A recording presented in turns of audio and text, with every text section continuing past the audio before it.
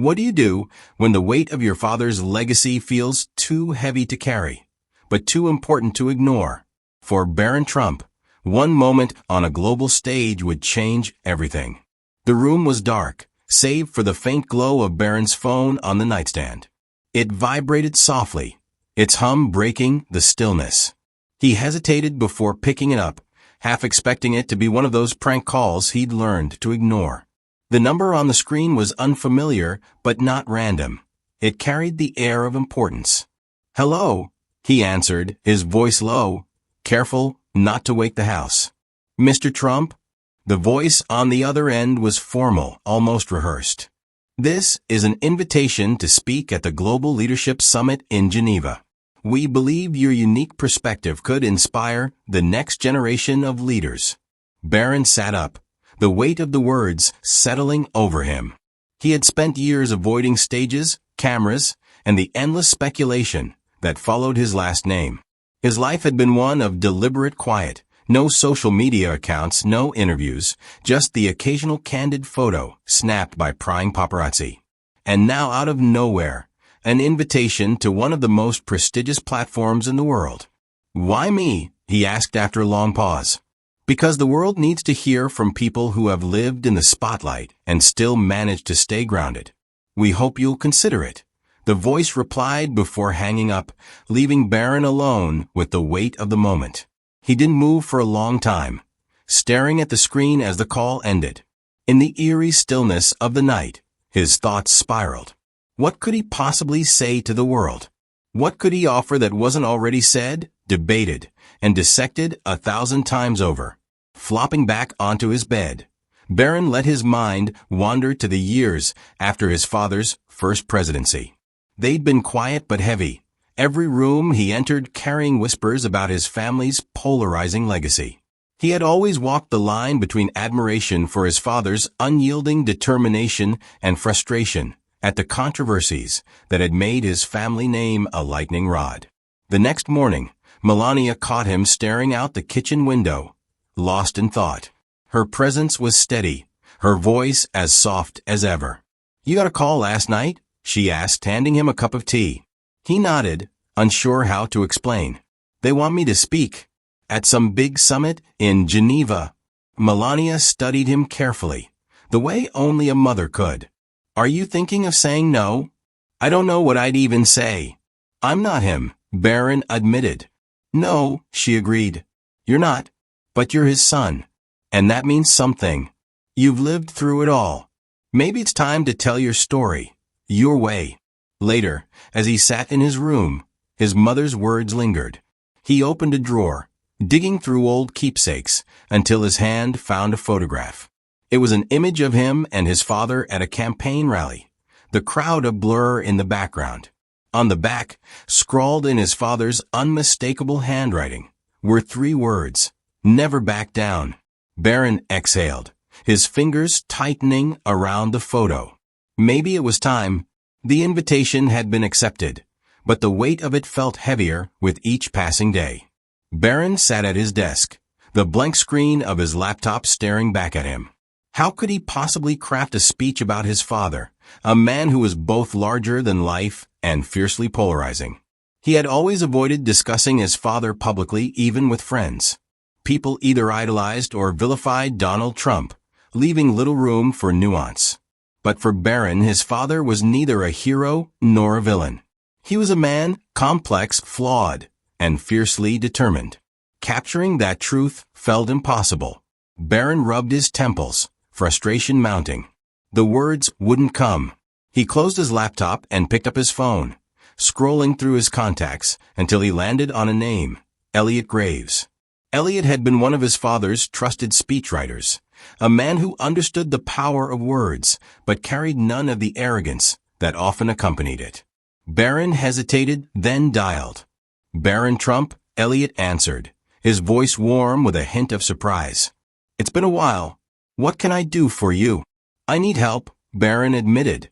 "I have to give a speech at this summit in Geneva, and I don't even know where to start." Elliot chuckled softly. "You've got the hardest part down already, admitting you're lost. Let's start simple. What do you want to say?" "That's the thing," Barron replied. I don't know.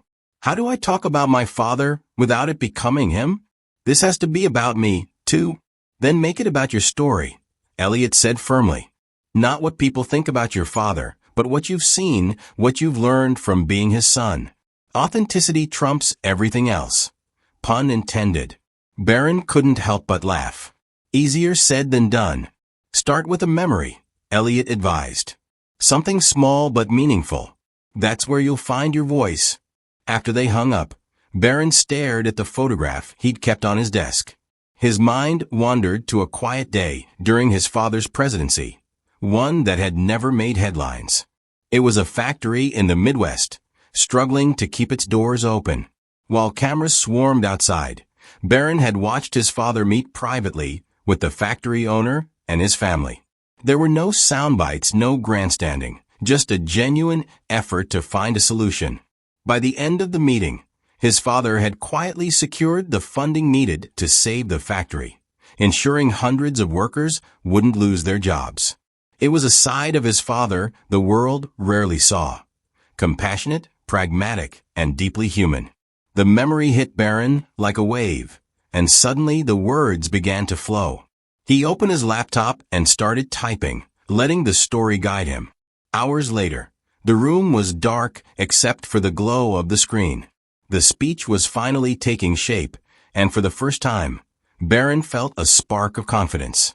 But just as he began rehearsing aloud, the lights flickered and went out, plunging the room into silence. Barron sat there, the darkness pressing in, staring at his reflection in the window. Am I really ready for this? He whispered to himself. The summit was everything Barron expected and more, a symphony of grandeur and prestige. The venue itself was a modern marvel, with soaring glass walls that reflected the snow-dusted peaks of Geneva. Inside, the atmosphere buzzed with energy. World leaders in tailored suits, celebrities with practiced poise, and activists carrying an air of impassioned urgency milled about, their conversations a low hum of anticipation. Barron arrived quietly, stepping out of a sleek black car with his mother by his side. Melania offered him a reassuring squeeze on the arm before disappearing into the crowd, leaving him to face the moment alone. The chatter seemed to grow louder as he entered the main hall. Eyes followed him, some curious, others skeptical. He was used to this, but today, the weight of their gaze felt different. Barron slipped into a corner, adjusting the cuffs of his blazer as he tried to steady his breathing. Do you really think he's got anything to say? A voice nearby whispered. Barron froze, his heart sinking.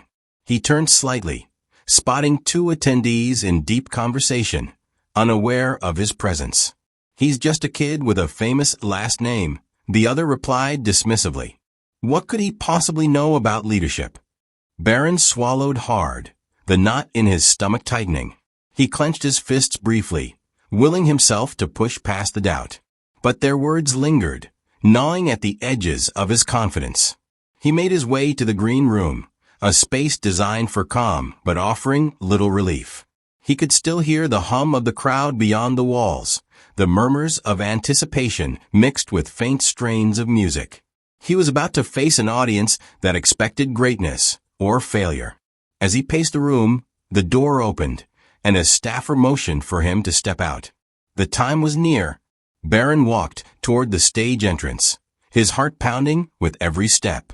That's when he saw her, a young girl standing near the edge of the crowd, clutching a handmade sign.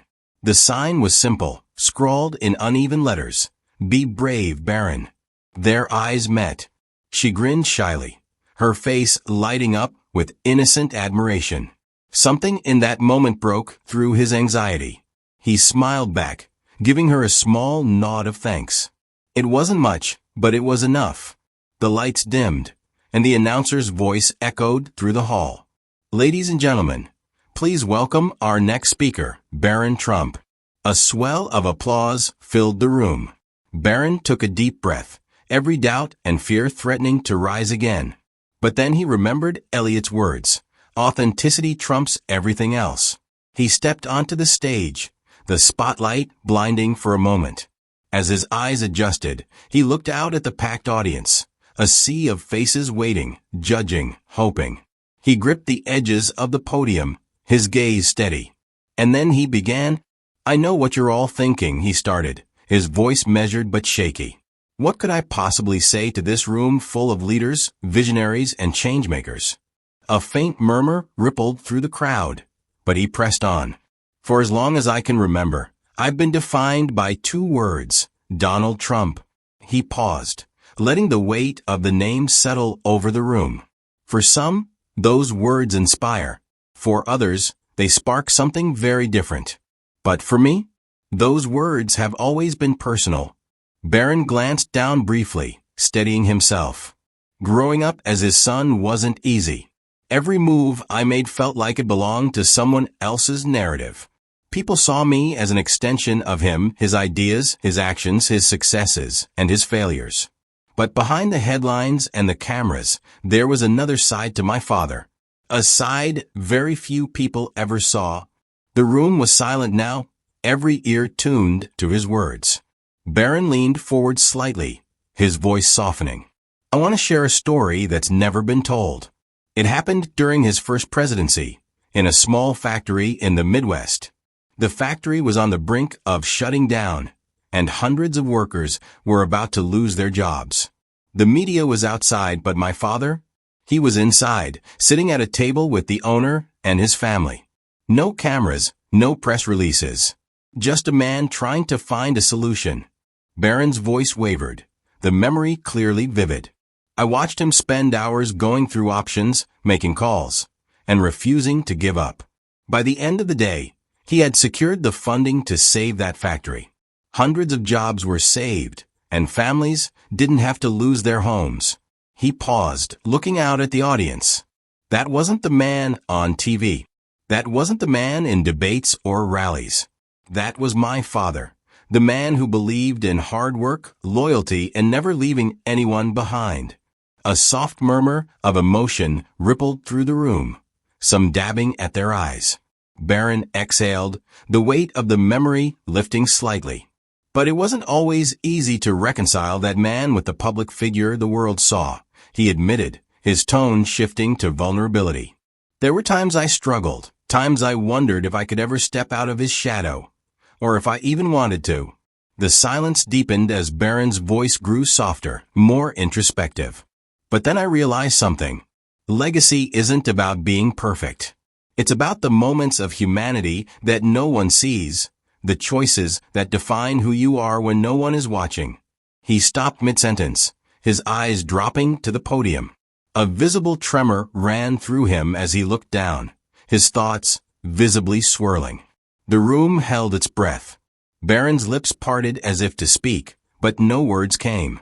Barron gripped the edges of the podium, his knuckles white, as he raised his gaze to the audience. The silence felt alive, heavy with anticipation. He took a deep breath, steadying himself for the most challenging part of his speech. "My father isn't perfect," he began, his voice low but clear. The weight of the admission hung in the air, rippling through the room like a tremor. "None of us are." He made choices that inspired millions and angered millions more. He built a legacy that was as divisive as it was bold. A murmur ran through the audience, some leaning forward as if to catch every word. Barron hesitated, letting the gravity of his words settle before continuing. "But this isn't about defending him or condemning him," he said, his tone softening. "This is about what we choose to see in one another. Because beyond the speeches, the headlines, and the politics, there's a shared humanity that we often forget. A humanity that my father showed me in quiet moments, moments the world never saw." He paused, his eyes scanning the room, locking briefly with individuals in the crowd. Some faces were tear-streaked, others visibly moved by the vulnerability in his voice. "I'm not here to change anyone's mind about who my father is," Barron continued. "I'm here because I've seen the cost of division. I've lived it, and I believe we have to start doing better. Not by shouting louder, but by listening harder, by forgiving when it's hardest, by finding the courage to build bridges when it feels impossible. Barron's voice wavered, the raw emotion cutting through. We don't have to agree on everything to respect each other. We don't have to see the world the same way to move forward together. The audience was utterly still, a collective breath held in anticipation. My purpose here, Barron said, his voice steady now, isn't to defend a legacy. It's to remind all of us that legacies are built on more than politics. They're built on understanding, on hope, and on the belief that tomorrow can be better than today. His words seemed to echo, their impact rippling across the room. Tears glistened in the eyes of attendees, their expressions a mix of admiration and reflection. The applause began slowly, building into a thunderous crescendo as people rose to their feet, clapping and cheering for the young man who had spoken with such honesty and grace. Barron smiled faintly, moved by their reaction. But then, as the applause began to die down, his expression shifted. The warmth in his eyes dimmed, replaced by a flicker of something deeper, something unresolved. He gripped the podium again, his knuckles tight, as if bracing himself for what came next. And now, Barron said, his voice catching, I need to tell you the hardest truth. He gazed toward the back of the room, his eyes searching for something or someone. The room froze, the applause forgotten, every face waiting for his next words. Barron's eyes locked on a point in the back of the room, his breath shallow as he struggled to find the words. The once buzzing audience was now silent, an ocean of faces staring back at him, their anticipation almost tangible. He swallowed hard, the weight of his next words pressing down on him like a boulder.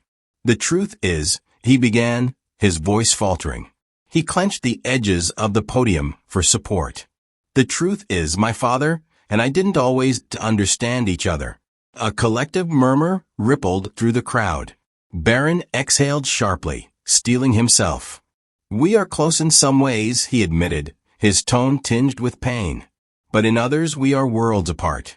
I admire his strength, his conviction, but there were moments when I feel invisible, lost in the shadow of a man too big for me to ever fully grasp. He paused, letting his words hang in the air like a raw wound exposed to light. During his first presidency, I tried to talk to him about how hard it was, about what it felt like to live in his shadow. But he was so focused, so driven, that sometimes I felt like he didn't hear me. Or maybe he couldn't. The room was utterly still now, the energy shifting from awe to something far deeper, an aching, shared vulnerability. Barron's voice softened, almost breaking. There was one conversation we had, he continued, his gaze dropping to the podium. It was right after the campaign ended. I told him I wanted to find my own path, away from politics, away from the spotlight. He smiled at me and said, That's good, son. But one day, the world's going to need your voice. Barron's hand trembled slightly as he lifted his head. I didn't understand him then. Maybe I still don't. But what I do know is that I spent years resenting the parts of him I didn't agree with, only to realize I was carrying those same pieces inside myself. A hush fell over the room, heavy with emotion. Tears streamed down a few faces, while others sat motionless, their breath shallow. Barron took a step back from the microphone, his hands falling to his sides. His lips quivered, but he forced a faint smile. And that's the hardest truth, he said, his voice barely above a whisper. Sometimes, the people who shape us the most are the ones we'll never fully understand. He paused, his eyes scanning the audience one final time. Then, without another word, he turned and walked off the stage. The audience sat frozen, stunned by the abruptness of his exit. The lights dimmed, leaving only the echoes of his words hanging in the air. Please don't forget to watch more heartwarming stories on your screen. Hit the subscribe button so you don't miss out on our latest stories.